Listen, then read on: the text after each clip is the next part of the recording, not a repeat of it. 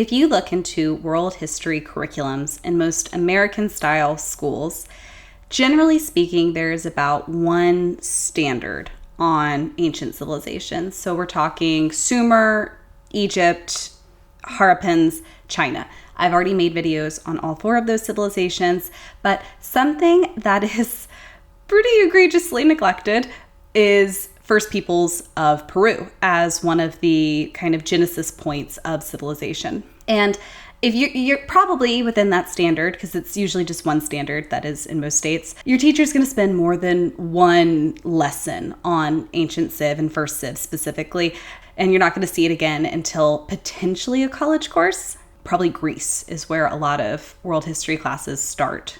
Western civ world history classes start. If you are getting it differently, you have a good social studies teacher, let me say that. Usually the standards for the Americas are going to be taught. You're going to get the Olmecs, you're going to get Mesoamerica. Usually, you should. You should get something to do with the Maya, and you should get something to do with the Aztec before the transition of the Spanish invasion. For South America, the Inca are usually, if you get them outside of Spanish conquest, you're very lucky, but a lot of times you don't. Standards don't require it. It's not something that will get tested on usually in a standardized test. First Peoples of Peru, and that is even a generalized conversation there, because there are First Peoples of Colombia and Ecuador and all along kind of that Andean Mountain area. And they are horribly neglected in conversations of first civilizations. It is a pre-ceramic period, which means it's pre-pottery, pre-pots. And those remains that we have typically in South America date somewhere around 8,000 BC. And then for several thousands of years, they made the transition, kind of that Neolithic revolution that every other first civilization makes. And they are transitioning into what we would consider a civilization that is domesticating plants, domesticating animals, building a complex society, and having some monumental architecture and spiritual life that is developing. And this is all happening fairly contemporaneously with Sumer, Egypt, Harappans, China. So we're talking somewhere between that 3000 BC to 2000 BC time period where there's a huge expansion and growth in development. A look at a modern map will show that no single South American state at that time period, so we're to zoom our lens here, we're talking from 3000 to 2000 BC-ish today, circa, and no single state or kingdom or culture encompasses what we think of as the Incan territory, which is going to go pretty much the entire spine of the Andes Mountains. So we're talking Colombia, Ecuador, Peru, Argentina, Bolivia, Chile. 1532, which is the Spanish conquest, they are a single state. But the Andean Mountain civilization being neglected, a pretty significant reason for that is it's not as well known as its Western counterparts. The area that it covers is relatively small, at least when we're talking first civilization. It's about 700 square miles. The Incan civilization, to be clear, not small, very big. Original Andean Mountain civilizations, relatively small. While they may have had some types of proto-symbolic communications, it's not anything that historians can use today. It's not a written language anyway. There are some hypotheses about some sort of textile communication, which is really interesting, but no historian or archaeologist or anthropologist has made any ground in figuring out what that really looks like or what was communicated or what information was stored within that.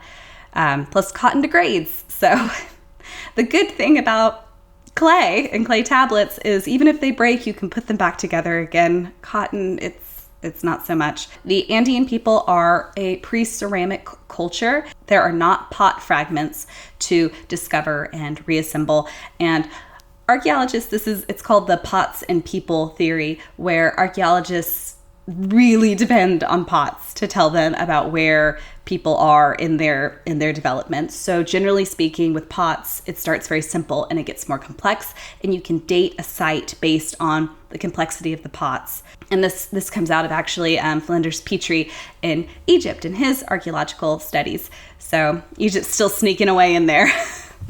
What can be said about the Caral, Supe, and other Andean mountain cultures is fairly limited to prehistory, which is a frustrating thing for historians. And even to a lot of historical minds, they may seem a little bit rudimentary, but to the archaeological mind or to the prehistoric anthropologist mind, they are very advanced. There are huge levels of cooperation involved in their building and in their farming. They domesticated a huge variety of plants and animals. The plants specifically are astounding. And I guess I should caveat, prehistory is before writing. So if there's no writing, it's not considered history, it's prehistory or prehistoric. And to define some terms, Paleolithic is before 10,000 BC, and that is going to be our Old Stone Age. The New Stone Age begins in 10,000 BC, and that is the Neolithic New Stone Age, or also the Neolithic Revolution or Agricultural Revolution. After the Ice Age, things get warmer, plants start growing, people learn how to domesticate plants. So you're not going to see any civilizations forming, organized civilizations forming, until after the Ice Age, and a good amount of time goes into domesticating wild plants. The Peruvian people made the Neolithic transition into settled farming and cultivation. They probably created textile art, though unfortunately it doesn't survive to us because cotton degrades the way that it does. They had complex society. They traded with their neighbors fairly far abroad, and they built with stone on a fairly large scale with very few draft animal resources. So a draft animal is going to be something like an ox, a horse, a cow, I repeat myself a little bit, a donkey. What they have are llamas and alpaca, and your average llama carries about 100 pounds of excess weight, which is fantastic for carrying goods through the mountains, but is not so useful when it comes for manual labor or cultivation. They had some problems there when it came to the resources that were immediately available to them, and they rose above it. And they were able to make relatively complex and complicated buildings just by human hand. And that continues to be very impressive, say with the Incas and Machu Picchu, because they still didn't have those draft resources when Machu Picchu gets built. And it's still an incredibly amazing architectural wonder. I mean, can anybody compete with Andean Mountain people and their stonework and their stone cutting and the seams? With fewer draft resources, they formed one of the first civilization in the Americas, so let's talk about him, as if we haven't already. Here's my standard intro caveat, by the way. I have not had any training or focus of Spanish since 2009, I believe, so I am very sorry for my pronunciations. I know they're not good. I am also feeling like it's a lot more broad on this one. This script took a long time for me to figure out how to approach, because generally I like to go a little less general than what we're going to be doing today, but I found to get more specific very quickly took us away from the realm of introduction, and I did not feel that I was the person to go further. My background in South American history is relatively limited and is actually much more grounded in kind of like the 19th century onwards.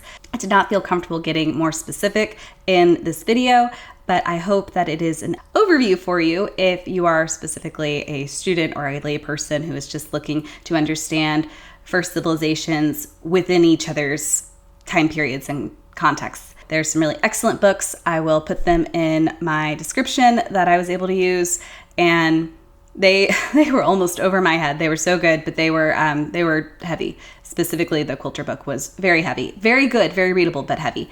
On to movement to the Americas and how it happened. I've started, I feel like, every video talking about this. Let us do it one more time.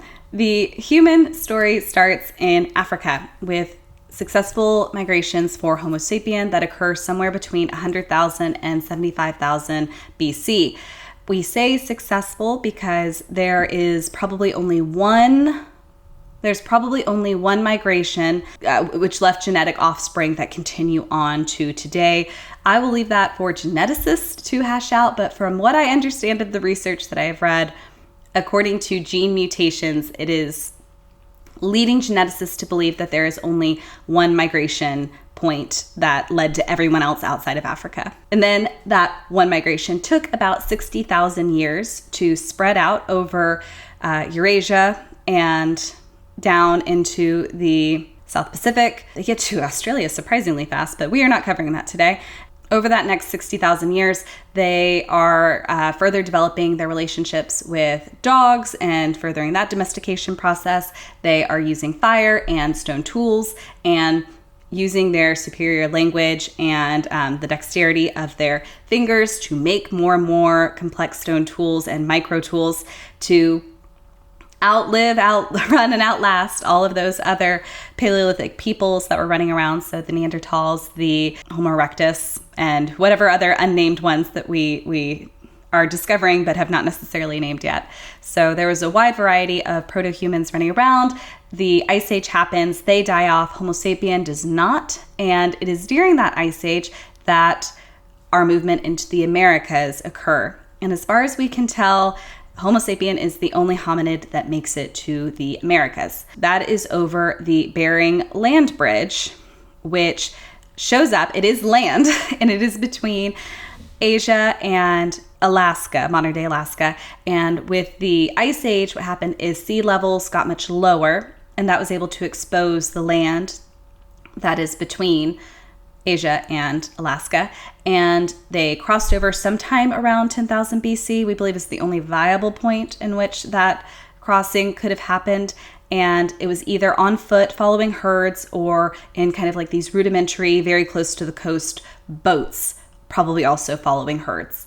And then it got warmer with the Holocene era starting and the water went back up. And so then all of our humans who are here, they go gangbusters in settling the Americas, because we think it really was only one real migration of people or one very small time period of migration that could have happened. And then that was all the genetic material that was going to be here and turn into the first peoples of the Americas. They, in the span of probably about 2,000 years, are able to occupy all of North and South America, which I find very, very impressive if you think that it took 60,000 years for all of Europe and Asia to get populated by people. So they were a moving, specifically we believe along the coast, following kind of those cold currents that are really abundant in maritime life. And they make their way down. They get to Peru circa 8,000 BC, and they start building a civilization.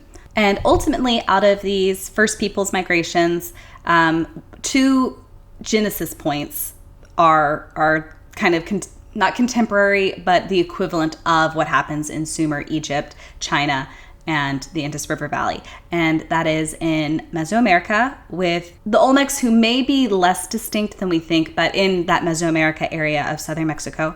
And then over on the coast in what we consider to be modern day Peru, Ecuador, tight region on the coast in the Andean Mountains. So those are our two where agriculture develops independently from any other influences. Humans figure it out. We're going to be talking about kind of this Caral Supe culture. There are some generalizations that are made here that are throwing in some other cultures that are existing at the same time.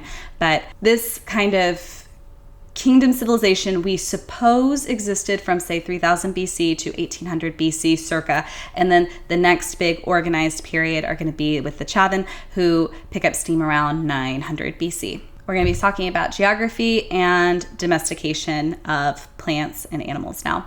So the Andean Mountain civilization had really unique geography, and that geography may well be what encouraged civilization to form there. For starters, there is a very thin coastline that butts up against the Andean Mountains, and the coast is really abundant in maritime food. So that means there's a lot of good sardines and other fish that are really high in protein. It is an excellent place to be living if you can catch the fish. Because a big issue that you as a hunter-gatherer society are thinking about is, where am I getting my protein sources? So either you're following herds or you're finding a way to get it out of the ocean or some other like river or lake. But you're looking for consistent food as best you can. If you can find consistent food, then there's less reason to move around, which is why if you've got a really viable current, like the Humboldt Current right there that keeps providing cold water and good food, hey, settle. But there is a problem, and that is El Nino. So every 5 to 7 years, the water gets a lot warmer, and that warmer water causes a lot more rain. And then you get floods. Humans have a problem here who have settled in this region. They kind of do what humans with the problem have always done, which is one of the really cool things about humans. They find a way to work together and solve it. And I suspect when I really, and I guess this is next week's video that I'm giving a spoiler to, the reason why all these civilization forms, if you'll notice here. So we've got Sumer with the Tigris and Euphrates, you've got the Yangtze River in China, you've got the Indus River in the Indus River Valley, and you've got the Nile in Egypt. And what do all of these rivers have in common? It is flooding, destructive flooding that forced people to organize and do irrigation and agriculture in a communal format. That organization, that forced organization, led then into civilization, an abundance of crops, a surplus of food.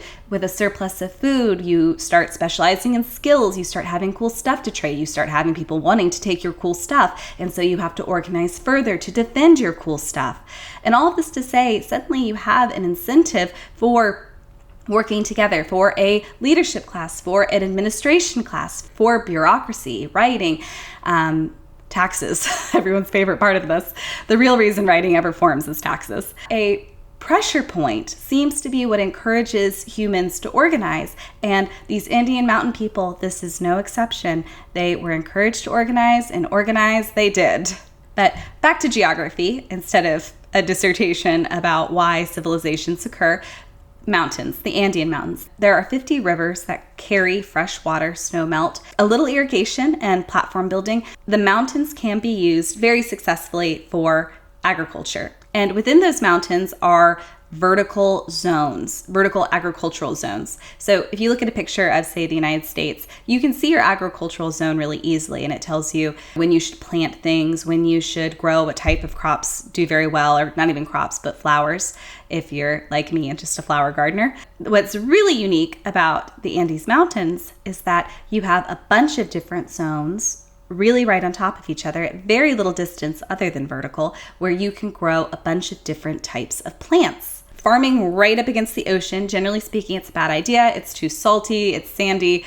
You're not going to be able to grow anything particularly well. You need to go further away. But because you have mountains and you're gaining an elevation, which also really protects locations from salt, from ocean salt, you are able to start doing some agricultural relatively close to your maritime food supply. So at less risk to you, you are able to have your maritime food, and then you are also able to start working on the domestication of crops. So the zones specifically are at 3,200 to 10,000 feet, you have the Yunga zone, and that one is going to be where you're going to go grow your chilies and your fruit. And in the Quechua zone, you are going to have from 8,200 to 11,500 feet. And these are the low mountain valleys. They are generally frost-free, and they can grow maize and squash and cotton. Cotton's a big crop here. It's important. We'll come back to it. The Sunni zone from 9,800 to 13,000 feet, you're going to be able to grow your tubers, the potatoes, one of the greatest gifts that the Indians ever gave anyone, the potato. And eventually, once we get the Columbian Exchange going, there's going to be barley and wheat that do very well here. And I always find that interesting that all of these civilizations, barley is something they have in common. Everyone's able to grow barley into a certain amount, wheat in their location, which maybe just says that the location is good for agriculture. And then finally, we have the Puna, which is kind of that last habitable range where people can be, and that's 11,500 to 15,000 feet. And it is very dry, and it is the natural habitat of llamas and alpacas. And those were domesticated sometime around 3,500. With organization and maybe a little bit of trade, the Andean people have everything they realistically need to be nutritionally really well off. The guinea pig gets domesticated at some point, say 3000 BC too, and that works as a really easy protein source. It's something you can raise in your home without too much effort on your end. It's a little protein packet for you and your family. They're very easy. And this puts the Andean people over a bit of an advantage on the Mesoamerican people who don't have an easy form of domesticated protein. And how you get your protein, how easily accessible domesticated protein appears to be, is a real component on the civilization timeline. So if we're kind of looking at that, you'll see that Mesoamerica and the Olmecs are kind of closer to that 1200 BC time range, which is no knock on them. It's just if you have fewer resources, it takes a little bit longer, seems to be the pattern in civilization. All the things that we think of as kind of that typical Andean domesticated product, from potatoes to cotton to the llama to guinea pigs, all of these are around 3000 BC.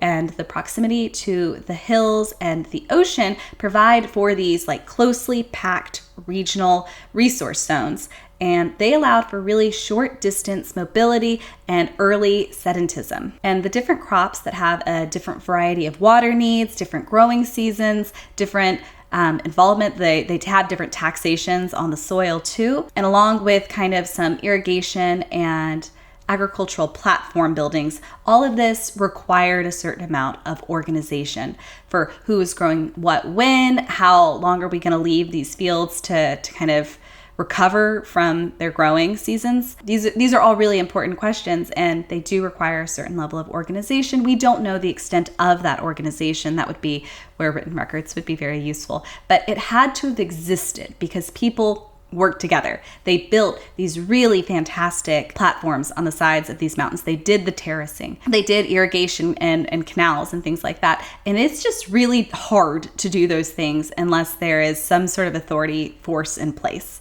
So the fact that they did them would tell us that there probably is some form of organized government. Now, the other component here is if you're living in one place for a really long time, and I mean like generationally, you're living in one place for a really long time, then that means that each successive generation is able to build on what came before it.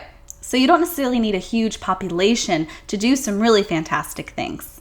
And as we'll see, probably that we're not talking about really huge populations here. What do we know about their lives? Life is hard for any prehistoric group, and for the Andean Mountain people, this is no exception. With life expectancies somewhere around 30, infant and child mortality were really commonplace.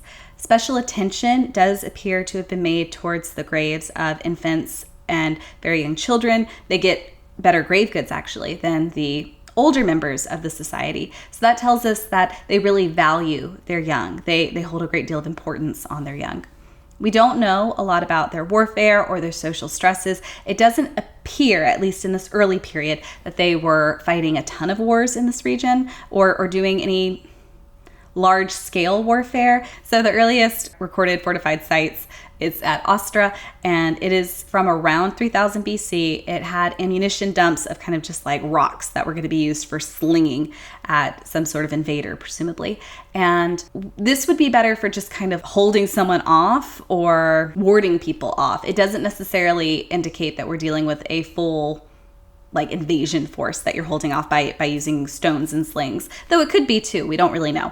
And then there are remains at Villa del Mar of a fighting age male that met a violent end, perhaps 6 stabs. He was not mummified, and the Andean people also practice mummification as a form of body preservation, but he was not mummified, but he was buried in a conventional gravesite. So I don't know, military age male, who knows? A significant improvement in agriculture occurred with the construction of those massive terraces and platforms. You're also going to see some villages being built on those sites as well. It's going to extend the cultivation area, so you're going to be able to grow more and more crops. They are going to be limited in their crop building, though. If you're not having draft animals like ox, you're going to have a lot more difficulty cultivating a large area. It's going to be based on what you and the men around you are able to do.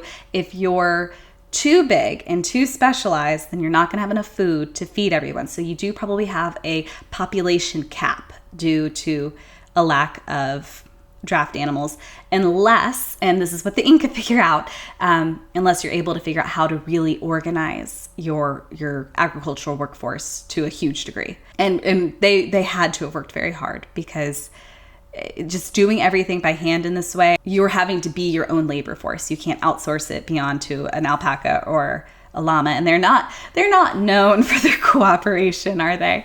Those camelids, they sure aren't. But you're able to create kind of some microclimates, and eventually this will lead to some specialization and growing and different cultures between the different vertical zones. Cotton was one of the most important plants, and the earliest textiles that we have a record of are from coastal Peru from around 2500 BC, but preservation is better in Peru, whereas in Ecuador we have the earliest traces of cotton at about 3500 BC, but cotton degrades. So like the earliest cotton could be from earlier, the earliest textiles could be for earlier. We don't really know. But if we're looking at textiles developing before ceramics, so how archaeologists refer to this time period is late pre-ceramic cotton, or cotton pre-ceramic late, but it's kind of this late period. The ceramic period starts sometime around 1800, but we're not in the ceramics. None of this is ceramic. Boo, ceramics. We're not talking about you, because we don't need them. That's what's so cool. You have gourds, and generally when you need ceramics, it's to carry water or to store stuff. But they don't need that. They got gourds, and you can hollow out a gourd, and it's excellent for storing things and for drinking from. And then if you're cooking things, you can roast stuff. So development is always based on a problem and a pressure point. If it doesn't feel like there's a pressure point, you don't have to invent it. Those textiles. Andean textiles are unparalleled in their beauty and their techniques. They are so complicated. Cotton also, more practically, I should say, could be used to create nets. And if you are a maritime society, then your ability to make a net, very important. Fishing communities may have traded for the cotton for nets, or they may have been able to grow their own depending on how far up into their range they were going from a vertical standpoint. So they may have been independent, or they may have been dependent on some inter-community trade. Later, the late pre-ceramic period is where the different cultures became apparent between the different vertical zones. So people were learning to adapt to their own specific region and specialize in what grew best there. Trade kind of with that broader community. And the trade extended, we think, into the jungles of Ecuador, which is a relatively long distance. So there are representations of jaguars and monkeys in the Andean Mountains, and there's been kind of a matter of debate of how much the mountain people and the jungle people were communicating with each other and trading with each other. So it's looking more and more like there was a broader interconnected trade between these two regions, which is very cool. You know, jungle is very different from mountains, but they still got in contact and we're talking to each other and trading. So at about 2500 BC, we're going to see that great increase in the speed of development, which is on the coast. The population increased as stable settlements were established. So at 2000 BC, we're thinking there are probably about 100 villages that are going to have a population somewhere between 50 to 500 people, with an overall population of about 50,000 people, which does not sound big, I know. In the highlands, we're going to have the Keatinge tradition, and those sites are at Keatinge, La Galgada, and Varacoto. And along the coast, the mountain sites for Caral, Supe, and Norte Chico tradition include Caral, Espero, Huaca, Priera, El Paraíso. I didn't say any of that good. I'm sorry. In Norte Chico and Keatinge cultures, we also see no visual arts. So there's no sculpture, no carving or relief, almost no paintings or drawings, and the interiors are completely bare. What we do see are huge mounds. So let's talk about the huge mounds and the architecture. One site at Colabras was a large village on a terraced hillside with semi-subterranean houses with underground parts that were lined with basalt rocks, and the upper parts were built with kind of a lighter material such as adobe. Unlike the area farther north, sites along the central coastal region, we had some ceremonial buildings, and those are going to be kind of this really remarkable El Paraíso in Chillán Valley. This is an imposing stone-built structure, and it's on an artificial mound. So that means they built the mound, then they built their structure. It's got a central stairway leading up to a group of rectangular rooms. There are kind of like these other extensive wings that may have been residential, though they now appear kind of just as piles of stones. So this is kind of up to the archaeologists to debate. There are 2 pyramids constructed by filling a group of pre-existing rooms with boulders, and then you build a new room on top of that, and then you fill that with boulders. So this is kind of a rudimentary fill style of building. Would have taken so much effort to do this by hand. They are carrying these things to fill. So any boulder movement, like we don't even know how they did some of this. So be impressed. They did this without the benefit of a cart. They did it without the benefit of someone else pulling it. These are human people pulling. And that is where I end kind of a vague conversation about architecture, because I don't feel that I have the proper language to get too much more specific on this. But know that the fact that they were able to build it shows a level of complexity, because they had to work together and have a very significant common goal in order to get it done. Last part, civilizations in perspective. Why is this considered a complex civilization? I don't know if I've done a particularly good job at explaining to you why we should consider this just as important historically as Sumer and Egypt and China and the Harappans. So in the game of civilization, it's really easy to lose perspective about what makes a civilization. And I can barely tell you any specifics about this one because we don't have written records. We don't have pots. And I guess I am guilty of the pots and people theory as well. So why would I call it a civilization? Why would I say it matters on that same kind of scale? And it's because it is a genesis point that occurred concurrently with the other ones. And maybe parts of it aren't as extravagant, but the platform mounds, the sunken plazas, the truncated pyramid at Huaca de los Ídolos. The people group did not have oxen, or horses or donkeys. Their population was significantly smaller, and they still managed to build with stone without a wheel.